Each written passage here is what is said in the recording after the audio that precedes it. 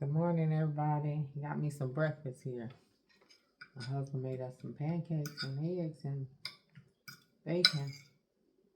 I'm so thankful. But I just wanted to get on here just for a moment to. I went home to visit my dad for Father's Day, and a tragedy happened.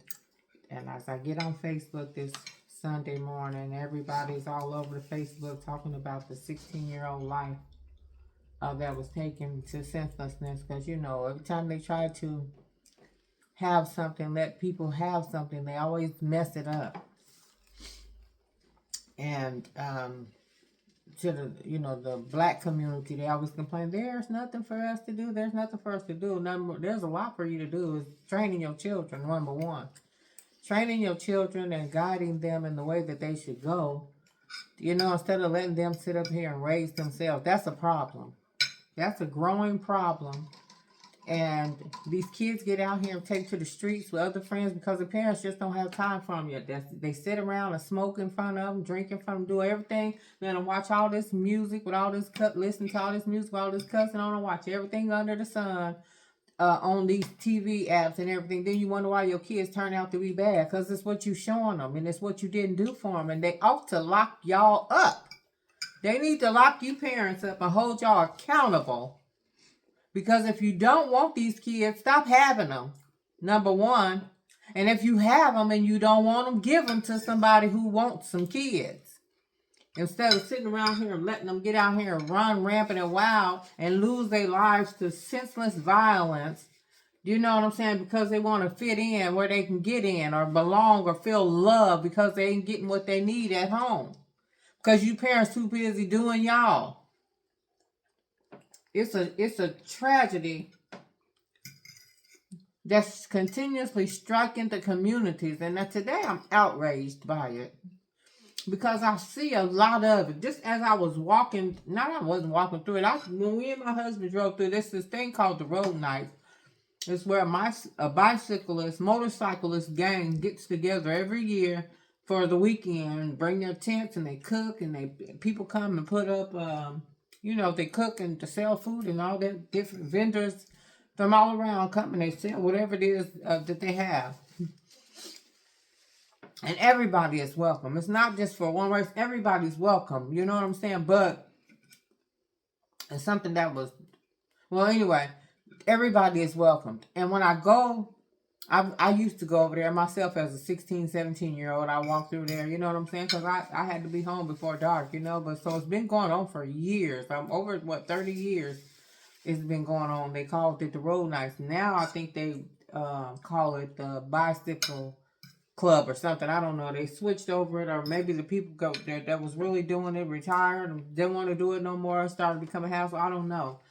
But as I was leaving, me and my husband was leaving, he was and I was asked, by my sister, you going to the road nights? Or even he asked me, are you going to the road nights? And I was like, no.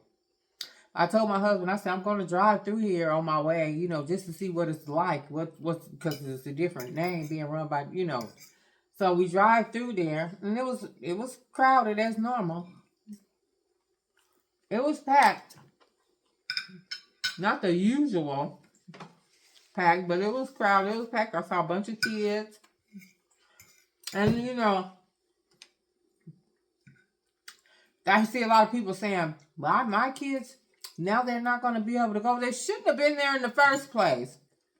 Even though the thing is outside and they have a park over there. And I'm not saying don't take your kids to the park, but there's things there that some kids shouldn't be a part of.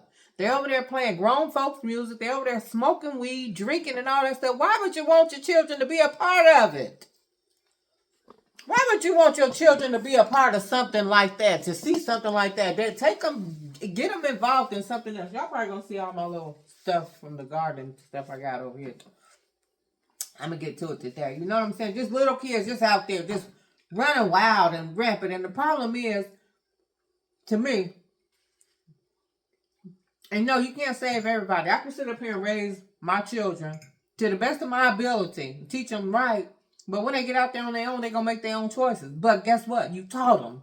they can't get out there and say nobody taught them and they didn't know because you showed them the right ways. And if they get out there and choose a different path, that's on them and that's their choices and the consequences that they will live by. But as a parent, do your job. Stop trying to be your child's friend and be a parent. Be their parent. That's what they need. I'm still a parent. I'm almost 60 years old. My kids are grown, but guess what? Sometimes I don't say what I want to say to them because I'll be thinking, oh, I'm going to hurt their feelings. They're going to get in their feelings because that's what this generation do. You can't say nothing to nobody because they get in their feelings and they start feeling some type of way. But guess what? I'm a parent before I'm a friend. I'm your parent first. So if I hurt your feelings, it's probably because it's necessary. It's needed. Sometimes you got to hurt their feelings. You need to hurt their feelings maybe in order to save their lives from out here, from these predators out here, from these so-called friends that turns into frenemies.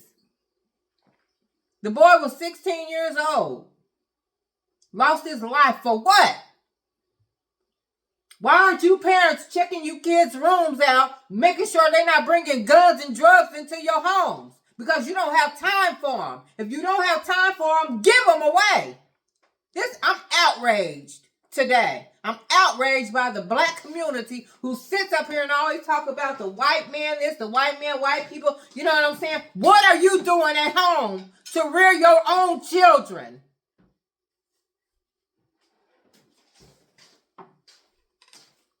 I'm tired of the excuses that people give.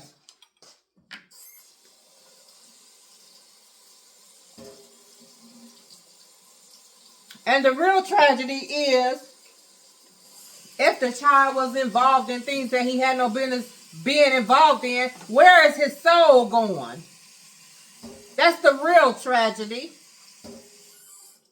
And you parents are responsible for your children until they turn 18 years old. So you are responsible for anything that happens to your child under your watch. If they say they're going somewhere, hold them accountable and go see if they really where they say they are. I used to do it in my mess. I used to show up to the schools. My children will tell you, if you tell me you're going somewhere, I might come and see if you're really there. I'm going to go in that room and see what's in here because after all, this is my house. And I got the right to go through every inch of it if I want to make sure you're not doing nothing that you're not supposed to be doing. Y'all don't go through y'all kids like y'all scared of y'all children. You scared of them because you let them talk to you any old kind of way. They have no respect for you. That's why you scared of them, because you didn't nip it in the bud when you should have. When it first happened, that's when you first nip it in the bud. My kids would dare get smart with me. They would dare not to get smart with me. They knew better. As children, to be sitting up here trying to talk back to me. You're not going to talk back to me. I didn't talk back to my parents, and my children didn't talk back to me either. And then you get mad because people in the community see them doing wrong and want to say something to them. Then y'all want to fight. The parents, you want to fight.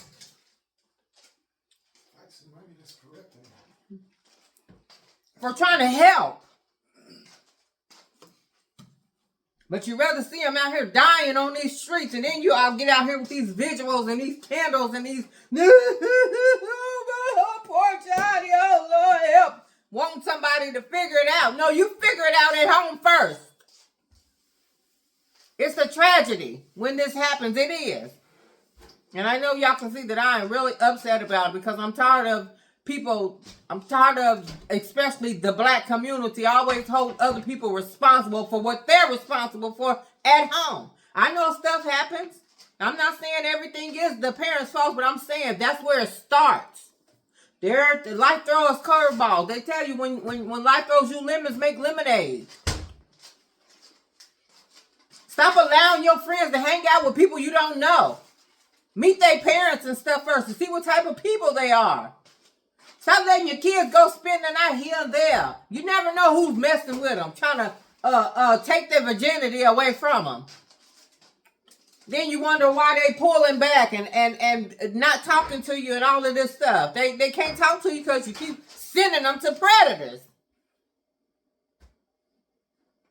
And they're afraid to tell you because you don't have an open door policy, because you're too busy living life. You're too busy trying to get high. Too busy trying to have a man or a woman. That's more important than rearing your children up to be somebody. To have standards. Teach them morals and values. Because this world is cruel. There are evil people amongst us, disguised as family and friends. You might be better off with a stranger than with the people that you actually know and trust.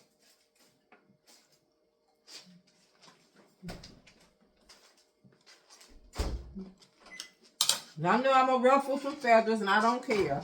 Because it's my own opinion, and I have one. I'm entitled to it, and it's just what I believe. If you believe something different, hey, kudos to you.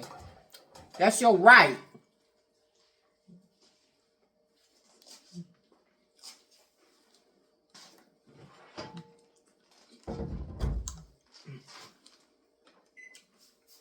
I bet you some of these school-age kids that go to school, they can go to school. If they was to test their hair, they have marijuana in their head. Probably in their system, too, the way their parents just sit and smoke and blow it all in their face. And then wondering why your kids got asthma and can't breathe. Sitting around here going, because you sit there and smoke in front of them. Don't care about their lungs, their health. Brain development, as my husband said back here. And then when they're having problems in life, you want to be up here, sitting up here talking about, well, why? You are why. You are why. Look in the mirror. You're why. You're why, and you're why not.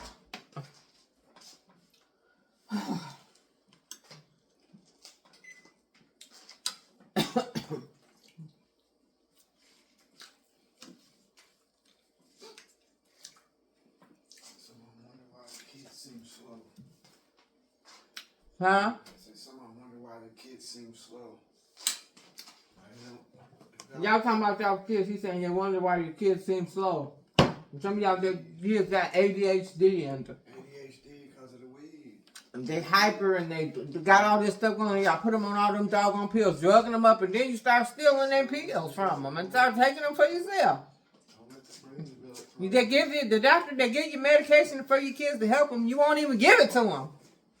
They tell you, oh no, my God, that's nasty, Mom, Dad. Oh no, this nasty. I don't care if it's nasty. Figure out a way to make it good so they can get better. You parents are disgraceful, some of you.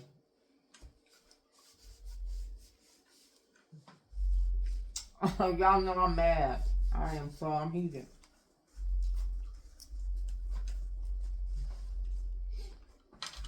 Then they grow up making bombs in their room.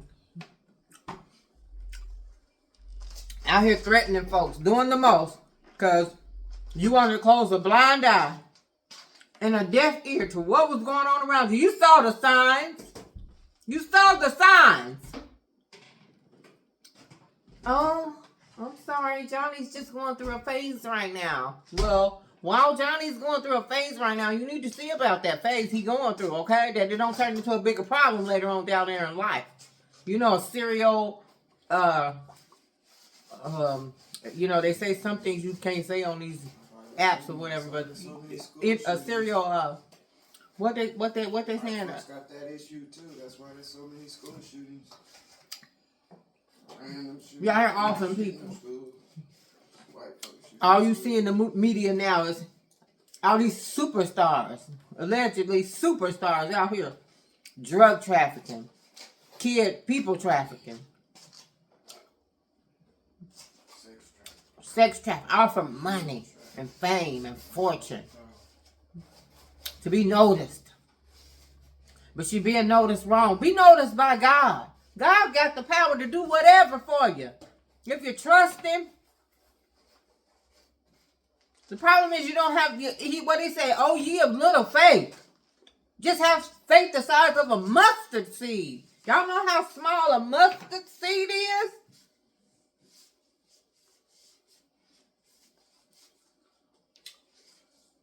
And some things are just going to happen. We just got to let them happen. Because listen here, he's not going to save everybody. There's chosen ones. And then there's the ones that just, well, they got to go through what they got to go through. God wants us all to make it. He does. He wants us all, every last one of us created to make it to heaven. But we're not all going. He said the narrow is wide, but the way is narrow. That means that many ain't getting through. The gate is wide, whatever. Y'all know what I'm... The road is wide and the way is narrow. Is that it? I'm saying. Listen to him. The road to hell is paved and wide. What did it say? Wide and well traveled? Yeah. It's wide and well traveled. The road, that's true, but the road to heaven is narrow and rickety. It's not easy.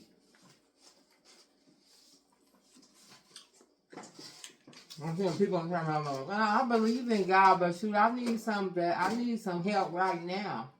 Well, whatever situation you got to didn't happen overnight. It didn't just happen instantly. Not saying it didn't happen overnight. It didn't happen instantly. You created it over a period of a time, but you want it to be done and over with in an instant, like instant potatoes.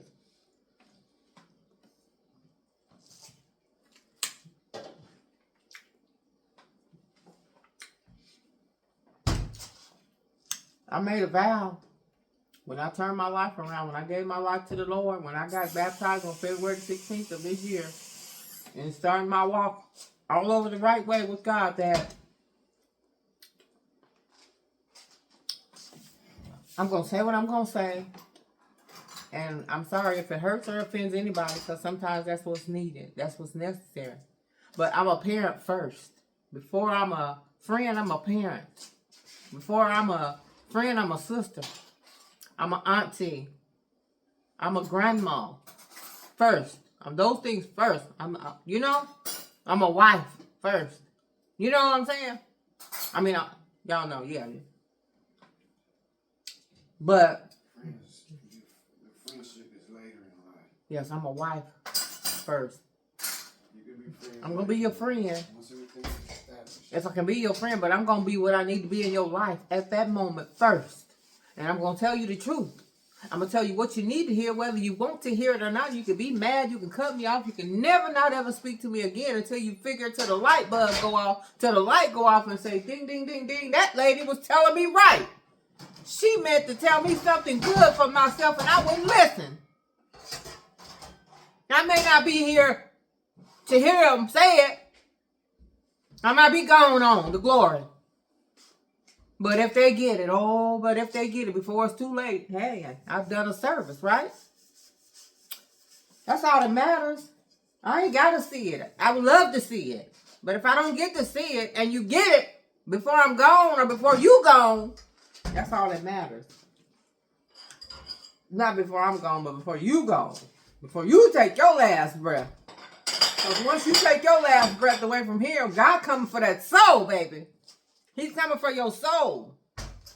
Your body going to be down in the ground or wherever, burnt up with whatever method you choose, cremated, whatever. That ain't going to stop nothing. Because he said the dead in Christ going to rise first. That means that I don't care if you was burnt up in cremation. Listen here. If from ashes to ashes you came,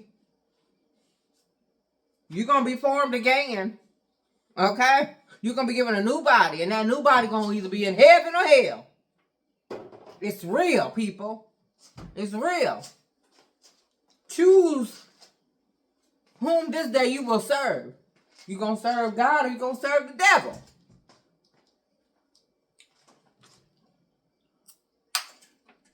The devil out here taking y'all's children's life.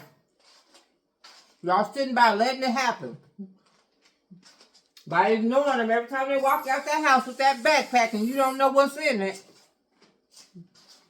Let one of my kids come. One of my grandkids to anybody that stay here in this household. You coming down here with a backpack. What's in there? Let me see. Open it up. And guess what? If they want to be disrespectful and say, I don't want to open it. Guess what I'm going to show him? I'm going to show him that front door right there. When you going to get up out of here. I was like, oh, well, and snatch it and look at it anyway. You hear my husband say he going to see what's in there. I'm not going to argue with nobody. I'm going to show you the door. You can't be honorable up in here and going out there in the world. As far as kids go, the only privacy they need is when they're changing clothes. That's it. Y'all ain't no more privacy than that.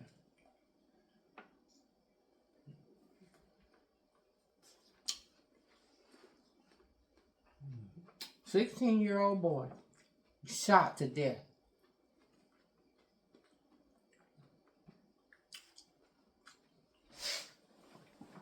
And I told my husband, he's sitting right here, he'll tell you. When he said, I said, oh no, I don't want to hang out, because I could have easily said, well, hey, we'll go get us some food and we'll hang out for a little bit. What did I say? I said, I'm leaving here because when it get dark, they gonna be shooting. Ain't that what I said? Some valves coming.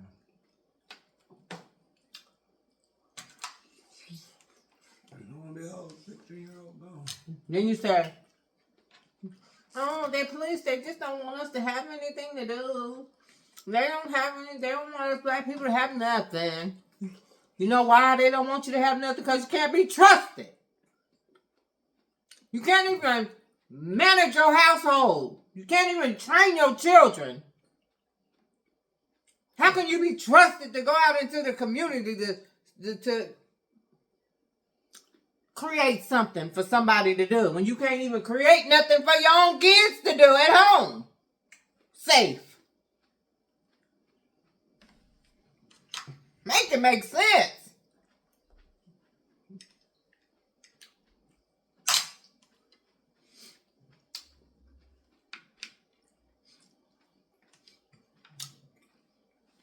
Y'all sit up there and let people influence y'all to do things that you normally wouldn't do. I can't be influenced by nobody. I got my own mind. Either I'm going to do this or I'm not going to do it. I'm not. If my husband sit over here and decide he want to snort some cocaine and be like, here, babe, here. No, I ain't going to do it.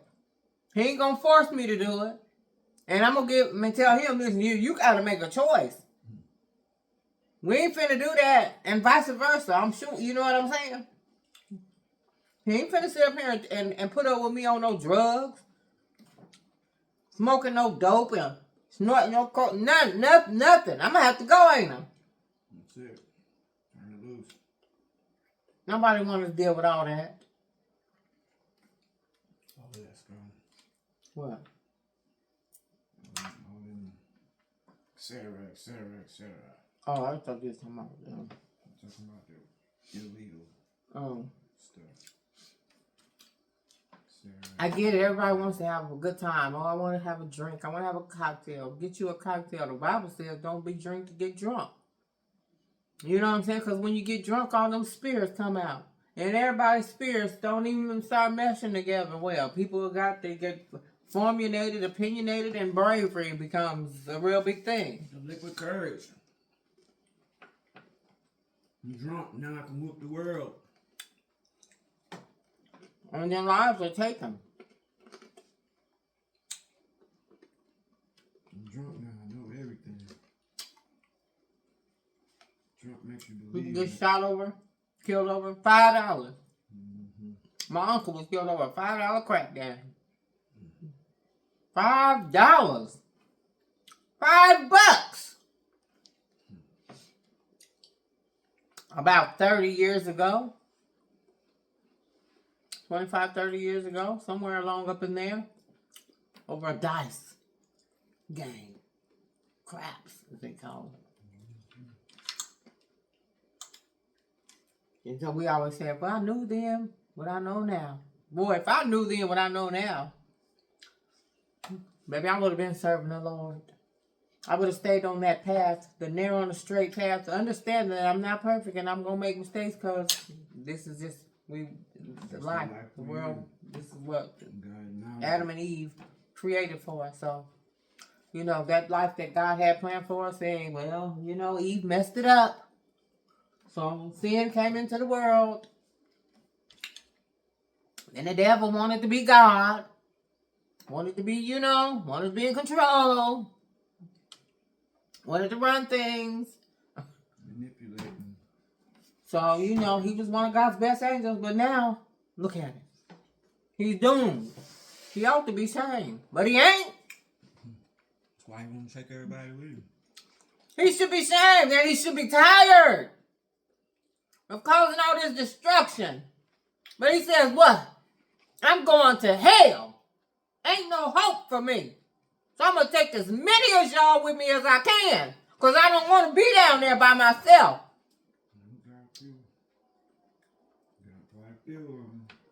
And y'all allowing him to do it.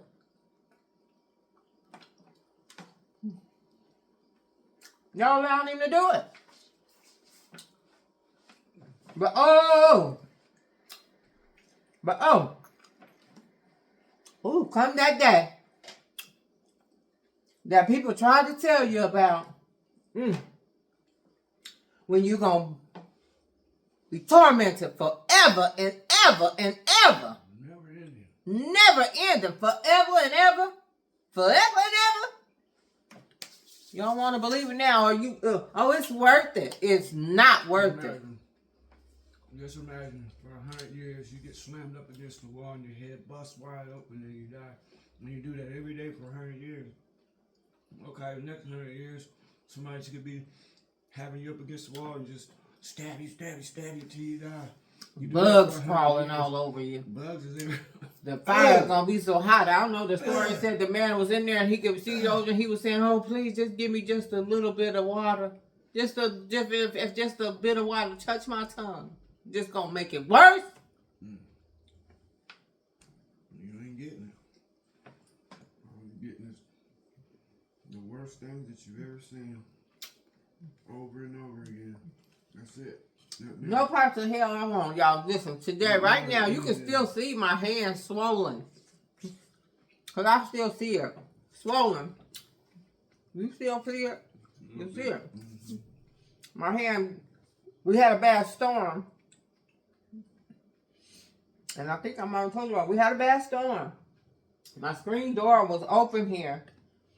And I was trying to get my furniture that had went around the corner up front, and I ran to the back door because the back door part of the door was open. The screen, the wind blew that screen door open, so I was coming to shut the big door. And when I reached to grab the screen door, that big door, whop, closed in on my hand. Just, and I mean, it hurt like all outdoors, y'all. Old land, street land, sinful. Living land with a curse said every name in the book I could have thought of.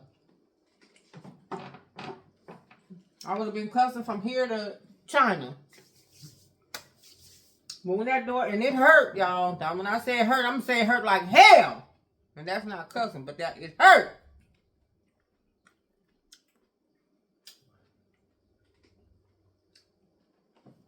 I said, why, Lord? Why? Why? That was my response to that door because it was so painful. It was painful. I was bleeding right here, and over here on my hand. You could probably, if you could probably say, I got a picture. I had to bear down. But God said that's nothing compared to hell, to the pain of disobedience. That was nothing. That didn't come to me that right when it happened. For days, I couldn't figure it out. I was thinking, why, Lord? Why did you allow that door to hurt my hand like that? I was like, I'm serving you. You know, I know I'm not the best at it, but I'm doing I'm doing the best that I can. I feel like, you know what I'm saying? I ain't sinning on purpose or intentionally. You know what I'm saying? I'm trying to be a blessing. You know what I'm saying? I said, Lord, that door slammed on my hand. That hurt. Why did you allow that to happen to me? Your daughter, you love me. Why? You could have easily not let that door slam in my hand. That's what I was thinking. No, that bothered me for days. I was thinking about it, Lord, because my hand was hurting me, and my husband had put the ice packs and everything. He was, giving them to me. Now I put them on my hand. You know what I'm saying? And then when I go to work, y'all, because I move my hand, every time I hit my hand up against something or close on that pain, it was just a reminder. Even still today, right now, it's still sensitive right here in this area, right here, right there, and then over here, where it had instantly swollen, and all of this was purple. I'm black. This was purple. Dark purple, like the color of a plum. God said that is nothing compared to the pain of disobedience forever. I immediately understood. I sucked it up.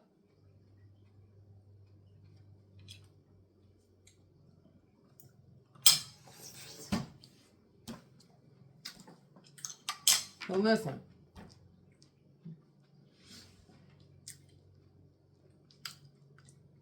You get your grandkids. If you care about them, talk to them. Or parents, talk to your kids. Be more active in your kids' life. Just give them direction. Just help them. Give them direction. Don't let them go to the streets looking for love. Give them all the love at home.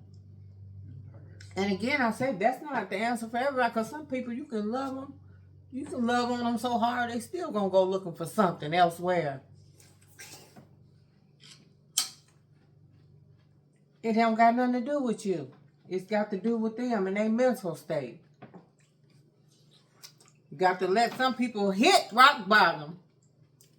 You got to let some people fall. They got to go through what they go through to get it. And some people go through it many a times and they still don't get it. But I'm telling my kids and my grandkids, anybody watching in my family, I made all the mistakes so that y'all don't have to. So that I could be here to tell you, don't go down that road. Don't turn that way. Don't go there. Don't do it. Understanding that you want to go down that road. You want to find out for yourself. And sometimes we just have to remove our hands and let go and let God. Because whatever you do, God is there, but so is the devil. Now, will God allow the devil to destroy you? Is the answer. No, it's us who allows that. Because we take away. No, I'm saying, will the God remove his hands and say, I'm going to let devil have free reign to do what he do? You know what I'm saying? Because we have free choices. We have free will. Make our own choices. God can block. He can stop. He can, listen. If you believe. But he can also, all right, he can put a halt to the devil. Nope. Not this one.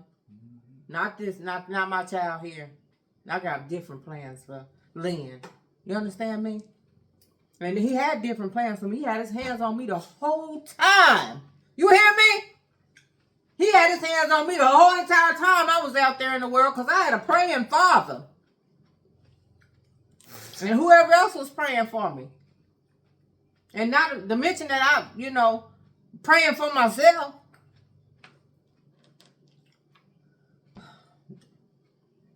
Thanks be to God that I knew God. That I was introduced to the church at a young age. That's where a lot of them get lost. That's how a lot of them get lost. They're not introduced. They're not given that. That's true, because the Bible says, train up a child in the way they will go, and they will never depart. I departed from it for a little bit, but I got back to it. I came back around to what I was taught. I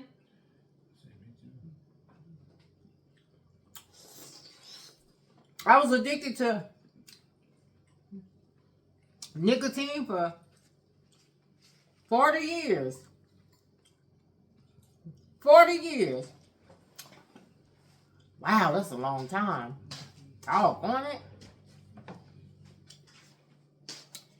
Yeah. Nikki, yeah, that's 40 years. 60 years old. Well, that made me, I was smoking at 18. I was smoking. So, introduced by a friend in the park. I wish she had never brought them cigarettes to the park. Talking about we trying to be grown down there. And she gave me that cigarette that day. I hit that cigarette and I ain't looked back. I didn't smoke while I was at home, but as soon as I left my parents' house, I went out there and bought me a pack of cigarettes. I started out on the full flavored Marlboro full flavored cigarettes, and I was smoking them just poof, poof, poof. I never did like menthols. I didn't like the menthol. I like the full flavored cigarettes. This out there just smoking now. Got addicted to the nicotine. I tried to quit several times and just picked it. I would quit for a couple months to have a procedure done. I would quit for 2 or 3 months, 4 months, pick it back up again. You know what I'm saying? But listen, February 16th of 2025, when I went under that water and I was born again, I ain't looked back. I ain't had a cigarette or no, I did have a taste of some wine at the restaurant my husband took me to for my birthday. But I wasn't sitting here just gulping down no wine, so I'll take that back. I said I hadn't had nothing to drink, but I did. I took a couple sips, and I didn't like it, the wine that was, so I didn't drink it. But he said it was nasty. So I'm saying all that to say that the Holy Spirit came upon me, as God said it would, to help me. Now, I'm not going to sit here and say a couple times, the thought didn't cross my mind, you need a cigarette, just smoke a cigarette. That's because when I'm getting stressed, I was going to want to smoke a cigarette. And I said, no, I ain't going to do it. Didn't even have no desire. Don't want no cigarette, no. I don't want it. They can keep them. And they cost $10 a pack, or more now.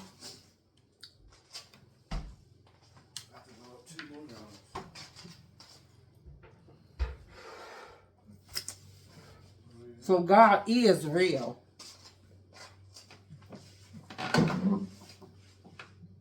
I didn't do it on my own. It wasn't all me. I had some help.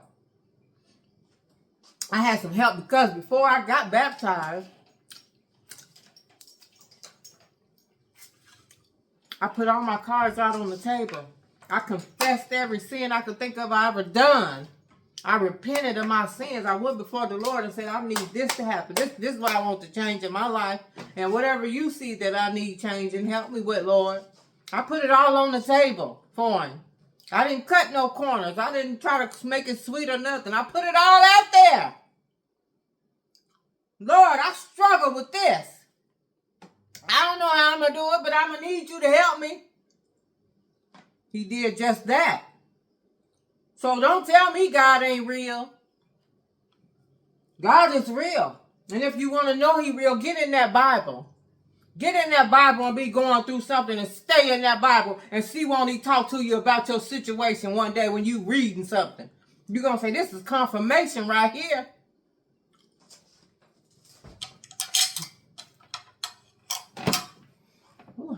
I'm sweating now. Can we turn the air back on now? Because now, listen, y'all, because it done got hot. This in the 80s. I normally turn that air off. So, listen, I'm finna get off here. I done said a lot. But get yourself together. Time is winding down. We don't know how long this world's going to be yet still here. You know, God may be on his way back. Oh, yeah, people say, oh, yeah, they said that 1,000 years ago. Well, they're going to keep on saying it till it happens. It's going to happen. People are dying. Ain't nobody living forever. So you know you're going to die. When you die, where you going? You're going in the ground. Yes, you're going down you're going down yonder for a little while till he cracked that sky.